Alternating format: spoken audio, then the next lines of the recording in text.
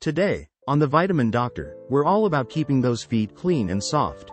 Whether you're pounding the pavement or chilling at home, these quick tips will ensure your feet stay pampered. Let's jump in. Refreshing soak. Start with a relaxing foot soak. Fill a basin with warm water and a splash of your favorite essential oil. Soak your feet for 10-15 minutes to soften the skin and soothe tired muscles. Gentle scrub. Next, gently exfoliate to remove dead skin.